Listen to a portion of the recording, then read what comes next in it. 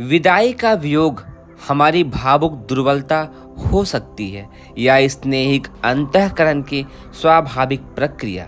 जो भी हो, हम उसे इन दिनों लुप्त करने का यथासंभव प्रयत्न कर रहे हैं।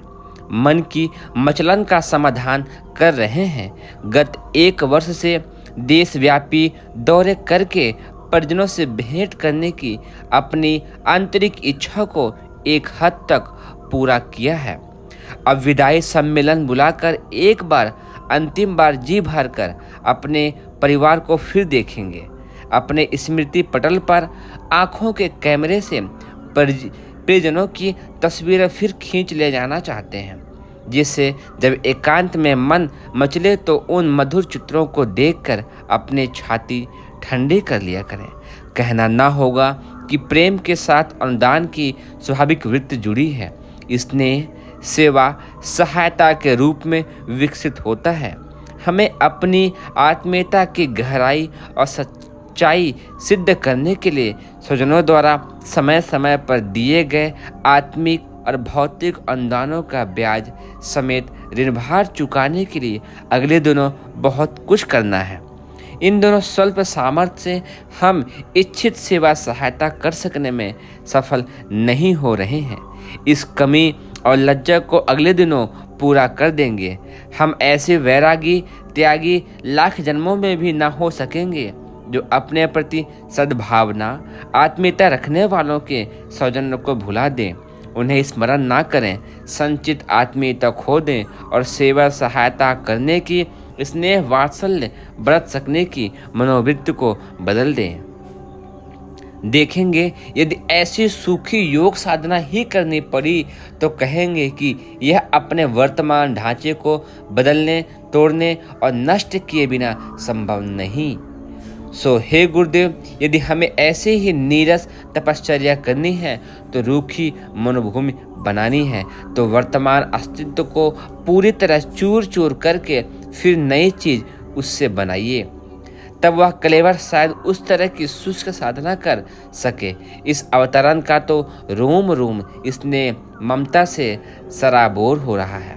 उसे सर्वथा उल्टा किया गया तो फिर टूट या बिखर ही जाएगा, न अपने काम का रहेगा न किसी दूसरे का।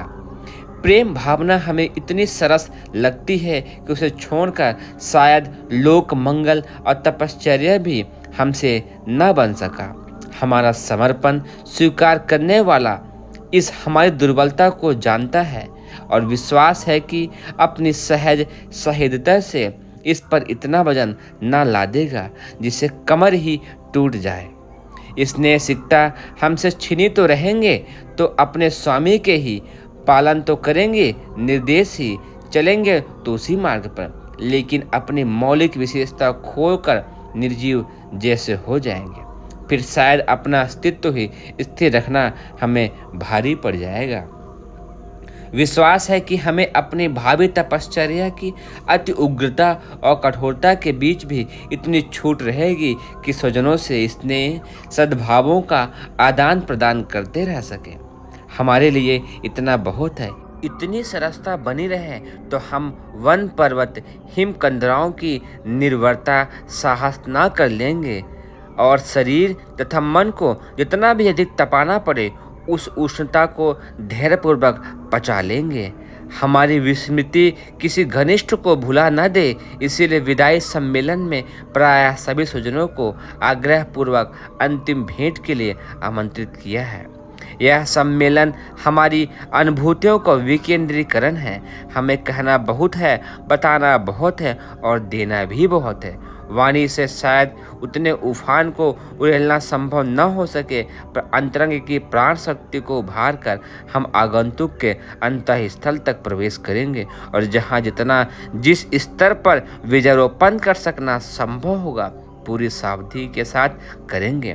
जहाँ हम अंतिम बार अपनी आत्मा तृप्त करने और छाती ठंडी करते हुए हल्का करेंगे, वहाँ आगंतुक भी कुछ ऐसा अनुभव प्राप्त करके जाएंगे जो उनके लिए एक अमिट और सुखद स्मृति बनकर चिरकाल तक विद्यमान बना रहेगा। हो सकता है और किसी को उस प्रकार से अपने उज्जवल भविष्य का निर्माण कर सकने की दिशा भी मिल जाए, फिर कभी वैसा अवसर न आने के कारण निसंदेह यह सम्मेलन असाधारण और अनुपम ही होगा।